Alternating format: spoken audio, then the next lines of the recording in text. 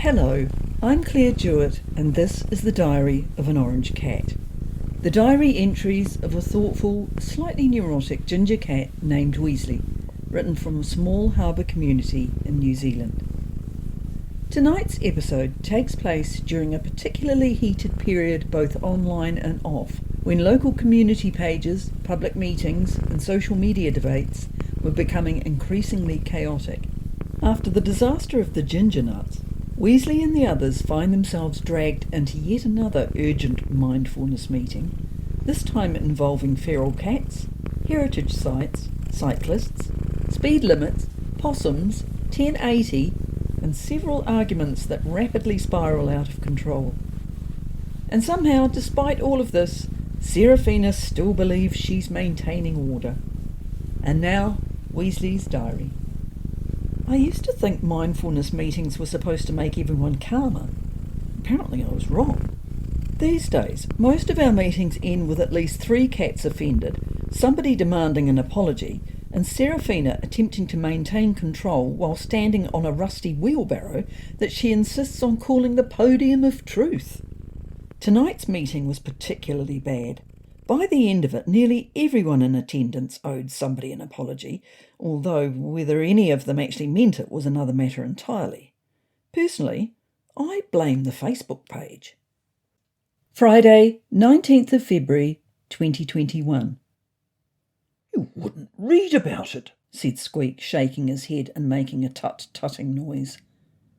"We did read about it," said Captain Obvious. "But what can we do about it?" I just wanted to smooth this over as quickly as possible. "What we're going to do is to hold an extraordinary mindfulness meeting under urgency," said Serafina decisively. "Are we?" I whimpered nervously. Later in the evening, Serafina jumped on top of the rusty wheelbarrow, which she now calls the Podium of Truth, and addressed the members of our mindfulness group. Obviously, what we've just read on the Diamond Harbour Facebook page is very upsetting. There are clearly several serious issues affecting cats that need to be addressed. I put forward the motion that this mindfulness meeting is now under urgency and that we tackle each individual issue separately and come up with effective ways of dealing with these problems so that we can all move forward as a community. A general kerfuffle ensued, and the sound of soft paw claps and hears could be heard underneath the deck at my house. It had been hard to fit this number of cats into the venue, such was the interest surrounding our extraordinary mindfulness meeting. I'd pushed hard for it to be a closed meeting. I didn't want lobby groups of feral cats and factions of the 1080 Protest Alliance infiltrating our group. Plus, I wasn't entirely sure what time Mummy would be home from the pub. She'd think she was seeing things if she came home to find such a large group of cats under the house. "The first item of business," said Serafina, "relates to feral cats. Do we have any ferals here tonight?" I looked around nervously. I prayed that there weren't. There were a few cats not wearing collars, which had sparked debate as to whether they should be allowed in at all, as standards for the meeting would need to be maintained. Thankfully, this was eventually overruled. I hate wearing a collar myself and normally manage to accidentally lose mine. I checked the attendees, and the collarless cats here this evening looked well fed and contented, unlike the feral cats who scared the hell out of me, to be honest. Prudence, an immaculate Maine Coon and clearly a purebred, raised her paw. "I find the use of the word ferals offensive and discriminatory," she said disdainfully in a voice that held a hint of a North American accent. "They didn't choose to be born as feral, and there is absolutely no reason for you to... We'll refer to them as homeless." I was surprised that Serafina hadn't seen this coming. I could see Prudence developing a head of steam as she saw other cats nodding their heads. We needed to dampen down the existing angry debate, not create another one of our own. "We have attempted to reach out to the homeless in the past," said Serafina, sounding as though she'd developed a debilitating stutter. "Without success, I might add. It seems they continue to disregard our contraception advice and are causing mayhem in the outlying areas of Diamond Harbour. I shuddered involuntarily. Serafina had tasked me with the job of educating the homeless cats. I'd even attempted to distribute leaflets at the point when they were about to reproduce themselves, as it were. It hadn't ended well. "They're talking about organising a feral cat shooting competition," said an outraged Prudence, who had leapt to her feet in order to hand out pictures of children holding the dead animals by the tail. Serafina looked a little sickened, but remained calm. "I will preface my next statement to say that domestic cats in the more urban areas of the community are not at risk. But homeless cats found hunting in the outlying areas may, and I repeat may, be in danger of being shot or ending up in a trap. My advice to domestic cats is to wear your collar at all times. I know it's not considered cool, but the consequences of being mistaken for a homeless cat could be, well, let's just say that things could get rather nasty." Another round of heated debate ensued, largely focused on who had showed up to the meeting not wearing a collar. One attendee, whose name I didn't catch, was particularly vocal, insisting that he wouldn't even consider wearing a collar as he preferred to wear a hat instead. Weren't there more pressing issues to address? This wasn't just about keeping up appearances at meetings, it was about saving lives. The next item of business concerns the Godly House foundations, which are considered by the council to be of great archaeological value, continued Serafina. It would be wise to steer clear of the area in case we're seen to be interfering with a heritage site. There are also underground tanks which could collapse if a cat were to inadvertently put a paw in the wrong place. "Oh, I heard that a cat had to be rescued from the tank by the fire brigade today," piped up Prudence again. "Second time they had to be called out. Talk about a waste of time and resources for the Diamond Harbour Fire Brigade." Oh God, it was Cookie who had to be rescued today. I apprehensively looked over towards Ron and Squeak. This was a complicated love triangle that had the potential to erupt into a cat fight that I wanted no part of.